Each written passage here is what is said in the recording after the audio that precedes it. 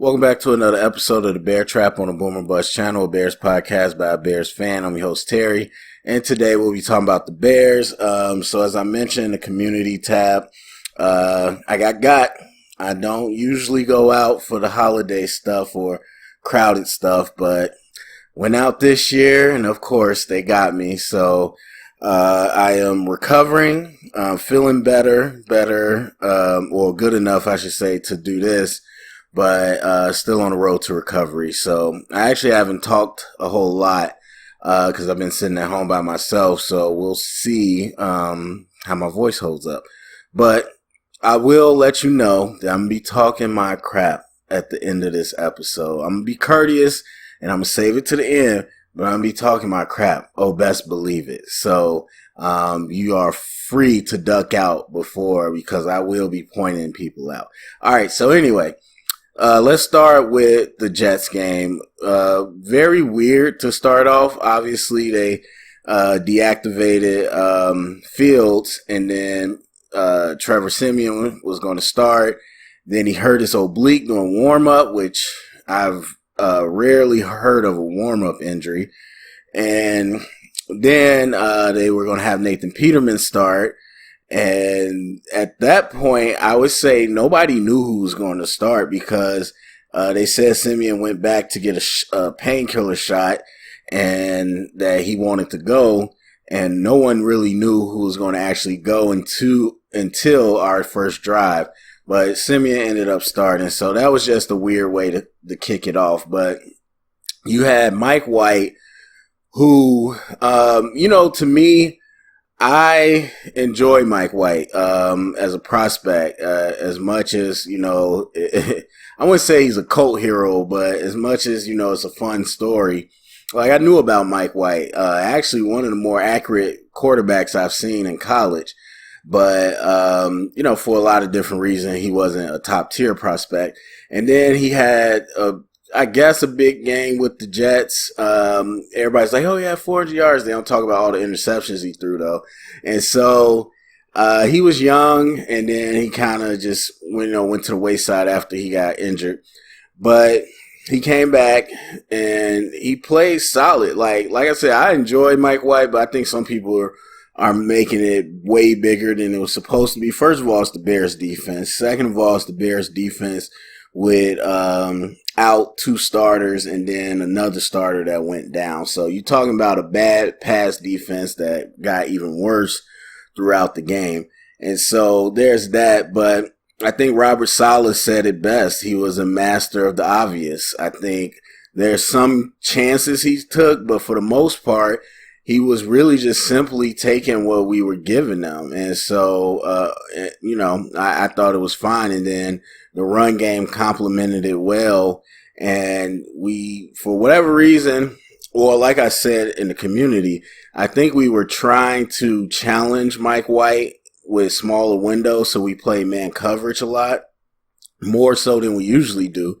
And Mike White made those throws, not to mention we're not great at man coverage. So, and then also that kind of leaves the flat open. And so they were able to get the running backs involved in the pass game. So, overall, it wasn't anything different to me as far as defense.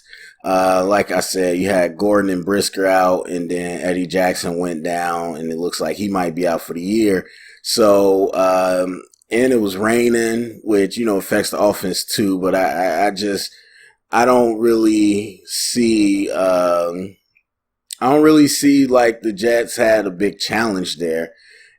So I don't know. That's just me personally. Offensively, obviously we had a big spark early on, and I said in the community I thought the Jets was just feeling themselves. I mean, we've seen that a lot. I mean, even you look at the Dolphins, they darn near let the Texans come back. They were up 30-0 at the half, and then they almost let the Texans fully come back on them. And so it's just a lot of times, for whatever reason, these teams, when they know they need to be focused, they don't, especially units that are really good. So the Jets defense is carrying the team, and then they come out against the Bears without Justin Fields, and they feel like, okay, we got this. and they should, but they early on let up a little bit too much. And so, I think eventually they starting to tighten it down a little bit. And, I think, as much as Simeon, much like Mike White can do the foundational things that, Justin Fields can't, and he can make some of these smarter decisions, eventually the rest of the team, the lack of talent, Mooney going down, the pressure, all that ends up coming to bear at some point, especially when you got a guy like Simeon who's not mobile. And so, but like I said, from week one, that the team is going to fight. And I learned that. I literally told y'all that week one. And so, one thing that has been consistent is that the team has, been battling against people. So, I don't think anybody felt like they learned anything from this game. But, we did play, so we had to talk about it. But so many starters out. Starters got hurt. Obviously, Justin Fields wasn't playing, and even, Mike White is the starter, but Zach Wilson wasn't playing. So it's just, it is what it is. And I'm perfectly fine with it. I was a little curious with Mike White coming in, and I probably shouldn't have been, but he did his job. And so I was thinking like we might mess around and win this game. And to be honest, I wouldn't have been a fan of that. And so we end up losing, and I think it only helps our position. So now that we finished talking about the game, we could talk about the future. So looking ahead into the future, we got to talk about the draft. So with the draft, right now we are in the second spot. The Texans are 1.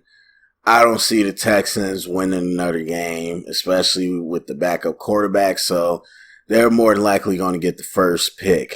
Even though they do fight, like I said, they fought, almost came back against the Dolphins, but I don't see them winning a game. And so we have competition from 3 teams: the Broncos, the Rams, and the Panthers. So the Panthers own their pick. The other 2 don't, but still their record's going to matter. I personally don't see the Rams winning another game. And that's where it becomes tough, because you're talking about a team that's one of the worst as far as running the ball. And they lose their top receiving threat. And more than likely, they're going to shut down their quarterback. I don't know one reason why you would let Matthew Stafford play. So, an offense that is completely inept, and then a defense that I think is the only way that they could win the game, but their defense hasn't been playing like a defense that carries the team. But, with the star power they got, you got to leave room open. But as of now, I just don't see them winning another game. And that is going to be the real tough part. Because you got Broncos who could easily lose out as well, but are way more healthy and have way more talent than the other 2 teams. And they've been a dysfunctional disaster. So they could lose out, but I have to feel they might get one game, 1 or 2 in this last 6 or so that they have. And then the Panthers got a surprising win against Denver. And so that helps. And I don't know that they're going to beat anybody else. So they could lose out too. But if they could get another sneaky win, I think that's definitely possible. I think one more win out of the last, however many 6 weeks we got, I think is possible for the Panthers, and that would help us out. Because when it comes to us, I already talked about our remaining games. Look, Philly, Buffalo, we know what that's going to be. But with the Packers, Aaron Rodgers is saying that he wants to play, but we have no clue if he's actually going to play. And if he does, is he even really going to be effective? Because when I talked about in the community, I talked about our remaining games. I didn't have the Packers as a winnable game because we know A, how our defense is, and B, how Aaron Rodgers is against us.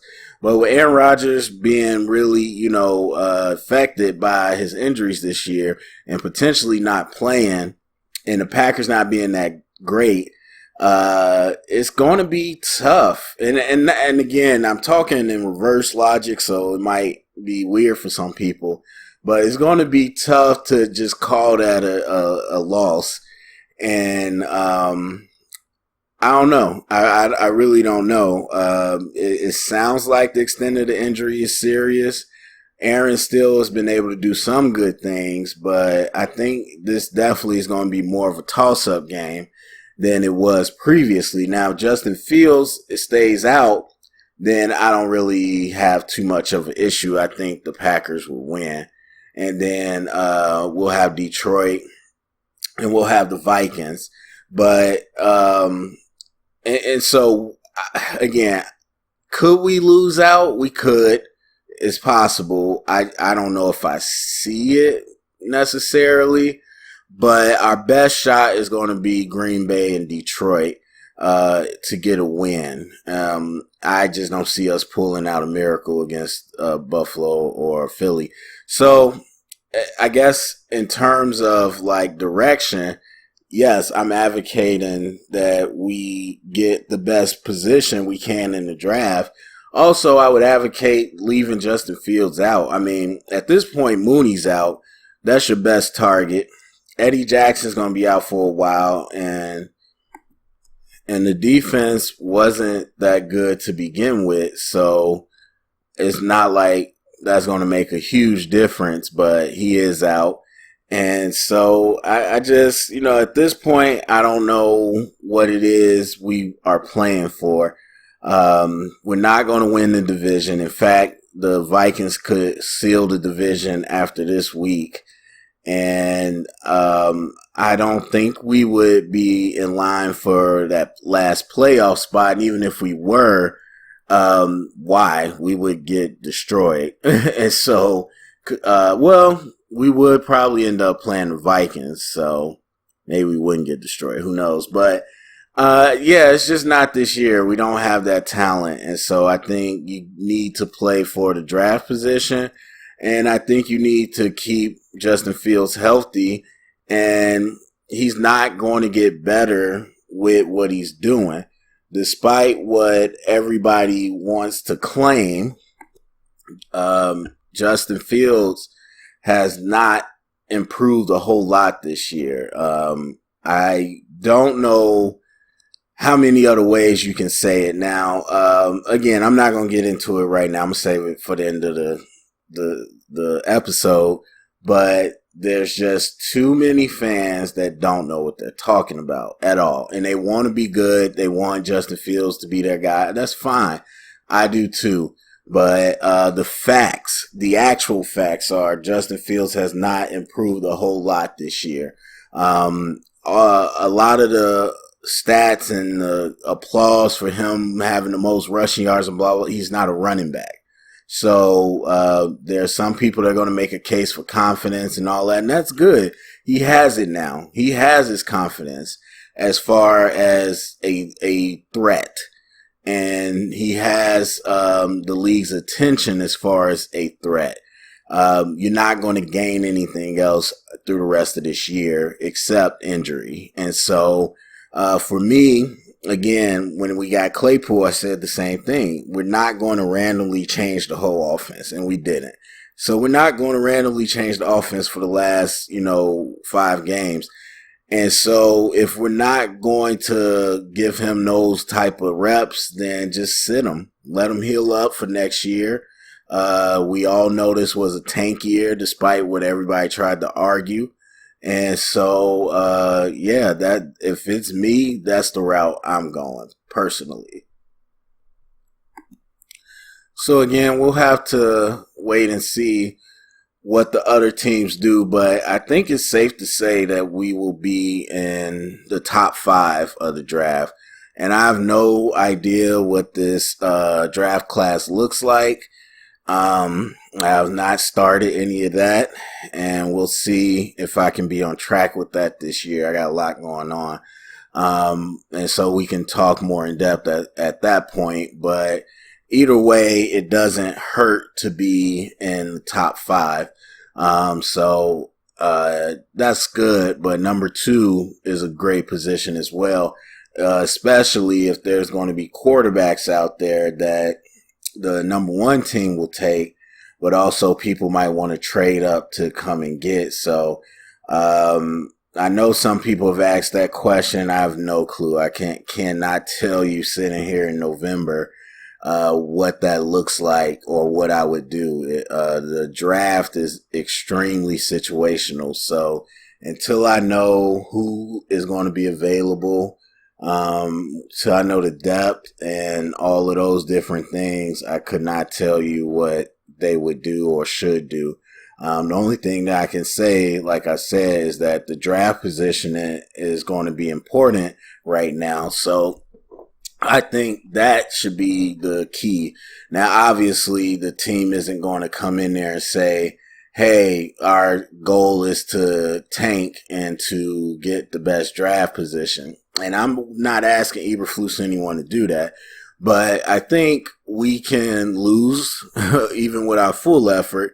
But I think taking Justin Fields out for the rest of the year easily, puts us in the best position to have a top pick. So there's that.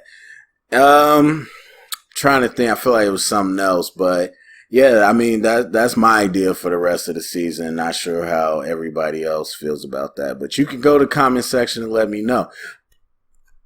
All right, so with all that being said, I think it was interesting, and like I said, just being sick and everything. Obviously, haven't had a chance to do all the things I wanted to, but one of those things definitely was to discuss just this whole thing in general. So you already know I put up the tape. Now, what I think is funny is that you have a film session, and it's very clear that no one knows, not no one, but a lot of these people don't understand film. But I think like anything that you're analyzing, you watch it and then you come up with a conclusion. Now, if you, for whatever reason, go in with a conclusion, obviously you're not doing it correctly. So the people that come at me saying that I'm just hating on Justin Fields or whatever the reason. First of all, it makes no sense. Why would I want our quarterback to be bad? Second of all, it's just like you do realize that this is film, that the plays, that the things I'm talking about are literally on film and recorded. This isn't me making things up. This is what is on the film. And so my thing is, I gave myself a time limit because my phone was getting blown up. Because, of course, nobody wants to come to the video because they're not going to watch it, A. But even if they did, they're not going to say anything. What they want to do is respond on Twitter or on Facebook to the actual post. Literally. Just showing you that people do not actually read anything but the headline, and it's sad. That's sad outside of football, but it's sad here too. And so I'm in here going back and forth with these people, and I'm just like, you do realize that this is all right here, and it wasn't me just giving you a headline. And so some people accuse me of that and stuff, and I'm just like, what are you talking about? Like, and I even qualified it, said that he played bad as a quarterback. So if you want to sit here and say, oh, he ran and blah, blah, blah, okay, fine. But as you all watch, we saw the film, and it is what it is. And to me, I don't even, what's funny is that some people will attack you and then act like you're antagonistic, like you're the one talking crazy to me. And then they're like, you just don't handle somebody with a different opinion or blah, blah. And I'm just like, it's crazy because I have no problem with someone disagreeing. If somebody from this channel said, okay, this play, I think it was actually this. Okay, that's fine. You watched it. You may have saw it differently. Okay, I can have that discussion. It's these people who didn't even watch it. And the number of people who told me I don't need to watch it. I watched the game with my own eyes on TV. I'm like, there's no quicker way to show me that you don't know football. Like, I've never met one coach, one player, one former player, one anybody affiliated with football that said, oh, I don't need to watch film. I mean, maybe Kyler Murray. But other than that, it's like, who says that? Like, you literally can't. I mean, I don't even need to explain why that's a dumb statement. But the number of people that said that to me is crazy. And so and I've said this before, it is just funny to me how I continue to sit back. And again, it has nothing to do with proving people wrong or whatever. I have no idea why the internet has made people like this, but everything is so antagonistic. Everything has to be an attack. Like me saying something and people talk to me like I'm attacking them. I don't know you. I don't know who you are. I am just telling you what I think. Whether I'm doing a film session and I'm analyzing the film, whether I'm talking about a game recap, whether it's the preseason, I'm talking about our roster, I'm analyzing, giving you my observations. And somehow people take that as an attack. It feels like when people say, oh, I didn't like this movie. Well, I love this movie. So what you trying, it'd be different if I said, I didn't like this movie, and anybody who likes this movie is clearly a man-child. Like, okay, that's one thing. I ain't ever said nothing like that. All it is here's a layout, what I think, why I think it. And some people take it as a personal attack, and I just don't get it.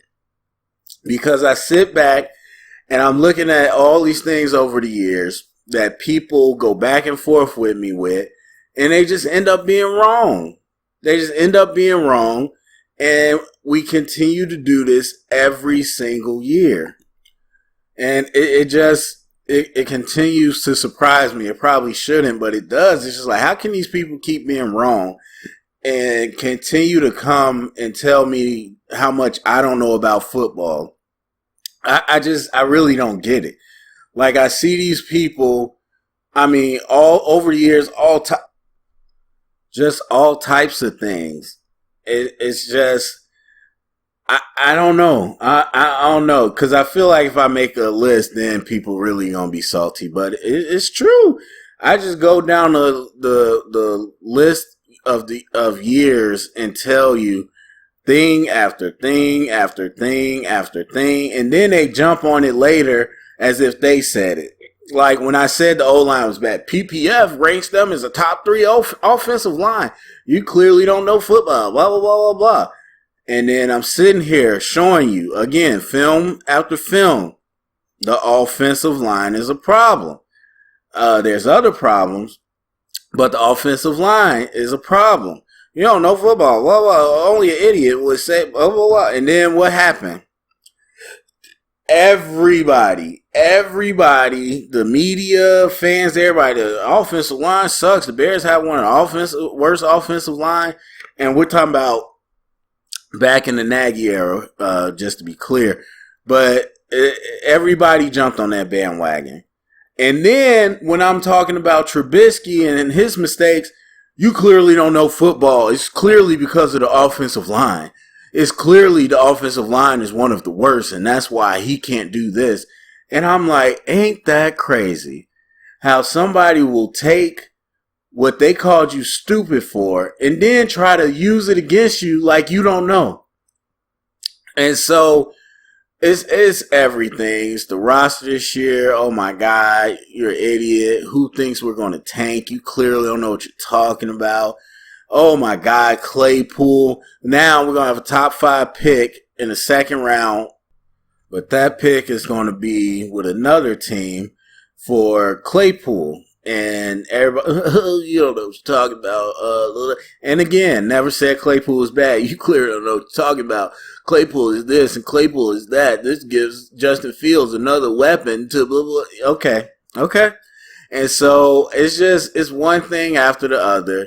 And again, I don't really pull this card, and I try not to, because again, it's not what it's about. But I self-reflect all the time. Like, you know, when people say, oh, I think it's human, when you get this many people saying something about, or saying something crazy to you, think like, okay, am I tripping? No. When I reflect and I look back, I've been right most of the time. That's just the facts. I've been right most of the time. And so it's just crazy to me how over a very long period, whether it's not even just the Bears, but the draft and everything else, to sit here and for the most part be right about something, or at least understand like within the range of what we're talking about, and for people to just say crazy stuff to you, it's just, and so, you know, it's the casual fans and all that, and it reminds me why I would never really want to be giant mainstream, and it makes me appreciate the people that do take the time to be more thoughtful in their analysis and their consumption of Bears material, because these people live by the moment. They live on the edge of their seats, and they frankly don't know how to think. That's just what it is at the end of the day. They don't know. A lot of them don't know how to think, and they need somebody else to think for them. And then they get offended if somebody doesn't agree with whatever they're consuming. So that's the sad truth. But anyway, that's it for me. Go down in the comment section. Let me know what you think. Share it around. Get the conversation started. Thumbs up, subscribe, and remember, stay up and bear down.